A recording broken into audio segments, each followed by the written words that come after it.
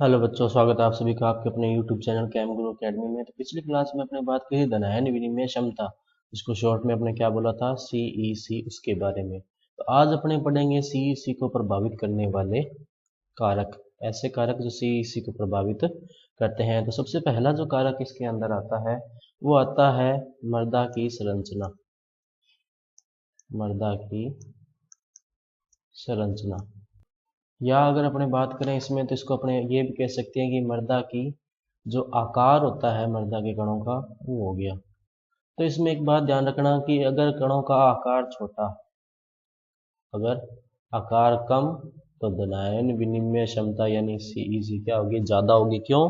क्योंकि आकार छोटा होने पर पृष्ठीय क्षेत्रफल बढ़ जाता है। दूसरा अगर अपने इसमें बात करें तो जो आता है वो इसके अंदर आता है जो क्ले की मात्रा व प्रकार, क्ले की मात्रा व प्रकार। अच्छा, क्ले लिखा है मैंने यहाँ पे, क्ले यानी कि मृत्तिका का मतलब है यहाँ पर अपने, ठीक है। क्ले की मात्रा व प्रकार, तो ध्यान रखना सबसे ज्यादा जो धनायन विनिमय क्षमता रखता है वो होता है मोंट मोर्गेलनाइट, उसके बाद में होता है इलाइट और सबसे कम होता है केओलिनाइट। अच्छा, एक और बात, अगर क्ले की मात्रा बढ़ेगी, मात्रा अगर बढ़ेगी तो इसका मतलब है कि धनायन विनिमय क्षमता भी बढ़ेगी। अच्छा, एक और बात कि सबसे ज्यादा धनायन विनिमय क्षमता किसकी होती है, मोंट मोरिलोनाइट की। किसकी होती है, मोंट मोरिलोनाइट। उससे कम होता है इलाइट का, और सबसे कम जो होता है वो होता है केओलिनाइट का। किसका होता है, केओलिनाइट का सबसे कम धनायन विनिमय क्षमता होती है। नेक्स्ट अगर इसमें अपनी बात करें तो देखो कौन सा आता है, धनायन विनिमय क्षमता की मृदा की संरचना होगी।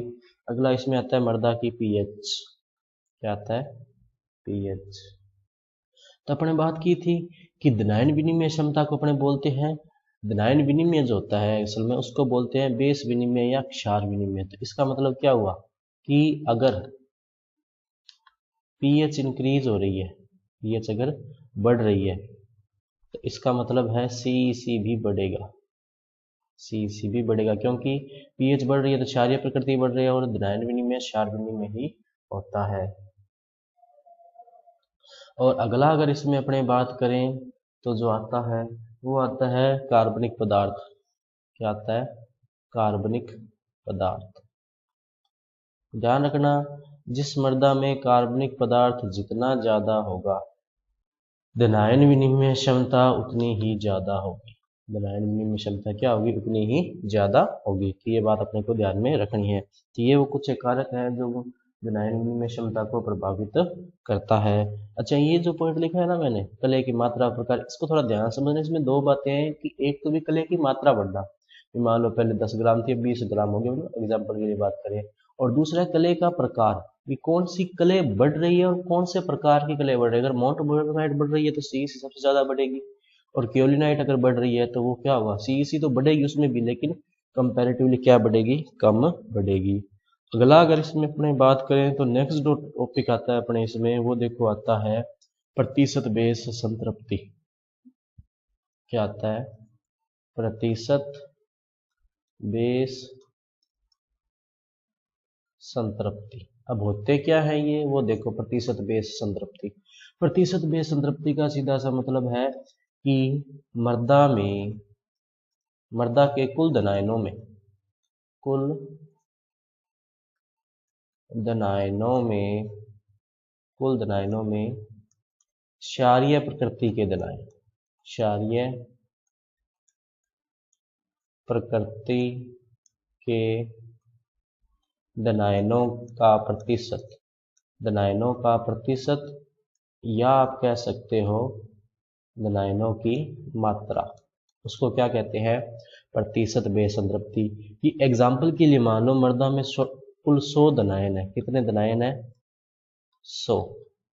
और उसमें से ये मान लो आप कि 80 धनायन जो है, या मान लो 82 धनायन जो है, वो क्षारीय प्रकृति के, क्या है, क्षारीय प्रकृति के।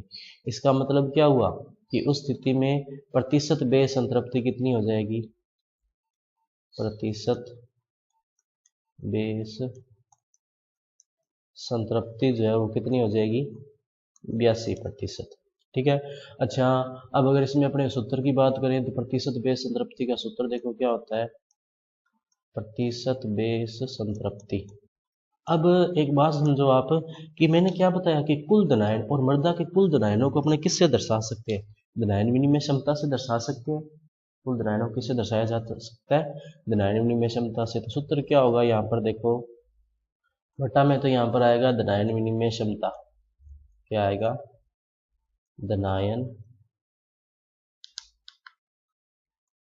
विनिमय क्षमता, बटा में तो क्या आएगा, धनायन विनिमय क्षमता, ऊपर क्या आएगा, कुल विनिमय क्षार, कुल विनिमय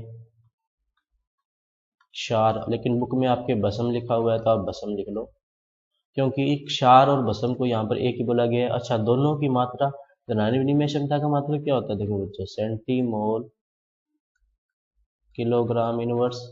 इसी तरह कुल विनिमय भस्म की मात्रा भी किस में ली जाएगी, सेंटीमोल किलोग्राम इनवर्स। और प्रतिशत लगा हुआ है ना, ये रहा प्रतिशत लगा हुआ है, तो गुणा में क्या आ जाएगा, 100 आ जाएगा। अच्छा, एक बात समझना यहाँ पे कि गुणा ये 100 जो है ये ऊपर वाले से गुणा हो रहा है, नीचे वाले से गुणा नहीं हो रहा, कहीं बटा के नीचे मत लगा देना, वो आपका गलत हो जाएगा। तो ये सूत्र हो गया किसका, प्रतिशत बेस संतृप्ति का। इंपॉर्टेंट है ये सूत्र भी ध्यान होना चाहिए। और इससे रिलेटेड कुछ एक और बातें हैं जो अपने करेंगे अभी।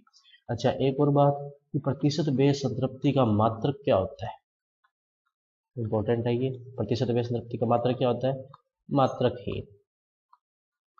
इसका मतलब प्रतिशत बेस संतृप्ति का कोई भी मात्रक नहीं होता, प्रतिशत बेस संतृप्ति कोई मात्रक नहीं होती, यानी कि ये क्या होती है, राशि मात्रकहीन होती है। अच्छा, ये जो सूत्र है इसको आप एक और तरह से लिख सकते हो, कैसे, वो देखो, इसको आप लिख सकते हो 100s/t, और प्रतिशत बेस संतृप्ति को किससे दर्शा सकते हो, v से। किससे दर्शा सकते हो, v से। तो यहाँ से जो है अपने को बताना पड़ेगा कि v जो है वो किसको बता रहा है, देखना मैं कनेक्ट कर रहा हूँ यहाँ पे। v का मतलब है ये प्रतिशत बेस संतृप्ति, t का मतलब है कुल धनायन विनिमय क्षमता, और जो s है यहाँ पे, s का मतलब है कुल विनिमय भस्म, 100, तो ये 100 है ही। तो ये हो गया सूत्र जो आप शॉर्ट में भी लिख सकते हो। अच्छा, प्रतिशत बेस संतृप्ति का अगर सूत्र पूछा गया तो ये नीचे वाला भी लिख सकते हो, v बराबर 100s/t। लेकिन इसमें फिर आपको बताना पड़ेगा कि v जो है वो प्रतिशत बेस संतृप्ति को बता रहा है, t जो है वो कुल धनायन विनिमय क्षमता को, और s जो है वो कुल विनिमय भस्म की मात्रा को बता रहा है। तो ये बातें अपने को ध्यान में रखनी है। अच्छा, यहाँ पर एक और आता है, क्या, देखना, यहाँ पर आता है एक t-s। टी यहाँ पर मैंने आपको बताया कुल विनिमय धनायन विनिमय क्षमता, और एस जो है कुल विनिमय भस्म है। इसको बोलते हैं असंतृप्ति की सीमा। क्या बोलते हैं, असंतृप्ति की सीमा इसको कहा जाता है। इंपॉर्टेंट है ये बच्चों, ध्यान रखना, क्वेश्चन पूछा जा सकता है कि असंतृप्ति की सीमा क्या होगी। तो क्या परिभाषा लिखेंगे कि कुल धनायन विनिमय क्षमता में से कुल विनिमय भस्म की मात्रा को घटाने पर जो अपने को प्राप्त होता है उसको क्या कहते हैं, असंतृप्ति की सीमा। अच्छा, इसका अगर मात्रक पूछ लिया जाए, असंतृप्ति की सीमा का मात्रक क्या होगा, तो मात्रक ध्यान रखना इसका होगा सेंटीमोल किलोग्राम इनवर्स। क्या मात्रक होगा, सेंटीमोल किलोग्राम इनवर्स होगा। अच्छा, इसको परिभाषा कैसे भी लिखा जा सकता है कि कुल धनायन विनिमय क्षमता यानी कि टी और कुल विनिमय भस्म यानी कि एस के अंतर को क्या कहते हैं, असंतृप्ति की सीमा कहा जाता है। अब इससे रिलेटेड ना एक दो क्वेश्चन आते हैं, देखो कैसे, कि आपके सामने मान लो क्वेश्चन आ गया कि एक मृदा की प्रतिशत बेस संतृप्ति, प्रतिशत बेस संतृप्ति जो है वो मान लो 85% है।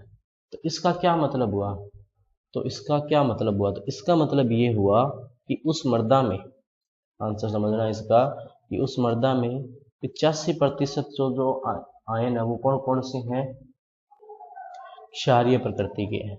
कौन से हैं, क्षारीय प्रकृति के।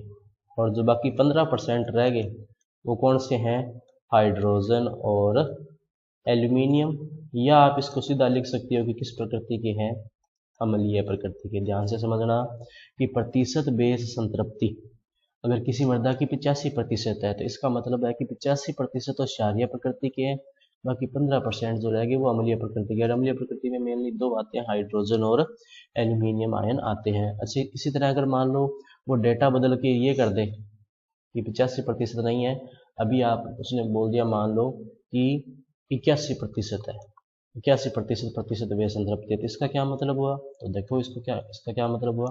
तो इसका मतलब ये हुआ कि 81% जो कुल धनायन है उस मृदा में वो तो कौन से हैं?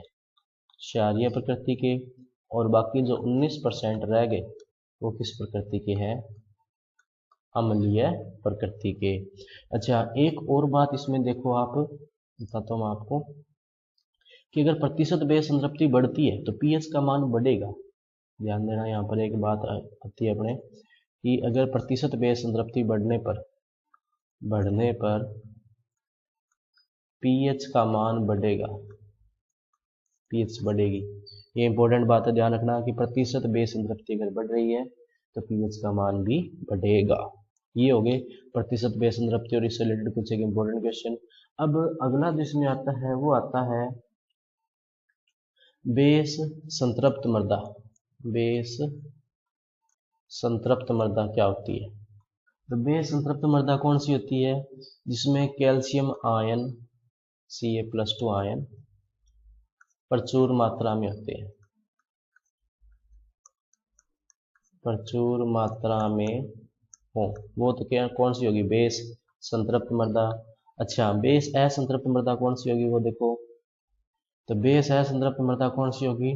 जिसमें कैल्शियम आयनों की कमी हो, या ये कह सकते हो कि कैल्शियम आयन प्रचुर मात्रा में न हो, प्रचुर मात्रा में न हो। सीधा सा ध्यान रखना कि जिसमें कैल्शियम अच्छे खासे होते हैं वो तो कौन सी होती है? बेस संतृप्त मृदा। जिसमें कैल्शियम थोड़े कम होते हैं वो कौन सा होता है? बेस असंतृप्त मृदा। और इसी के साथ बच्चों आपका चैप्टर नंबर 4 जो है वो क्या होता है? कंप्लीट होता है। नेक्स्ट करेंगे अपने चैप्टर नंबर 5। तो मिलते हैं अगली क्लास में, तब तक के लिए पढ़ते रहिए। अगर आपका इससे रिलेटेड कोई डाउट हो या कोई सजेशन हो तो आप हमें कमेंट सेक्शन में बता सकते हैं। और अगर आपको इसकी पीडीएफ डाउनलोड करनी है तो आप हमारे टेलीग्राम चैनल से डाउनलोड कर सकते हैं, जिसका लिंक आपको नीचे डिस्क्रिप्शन में दिया हुआ है। और ऐप भी हमारी ज़रूर डाउनलोड कर लें, जहाँ पर आपको पीडीएफ और वीडियो और उसके अलावा क्विजेज होती हैं वो मिलती रहेंगी। तो मिलते हैं अगली क्लास में, तब तक के लिए पढ़ते रहिए। नमस्ते।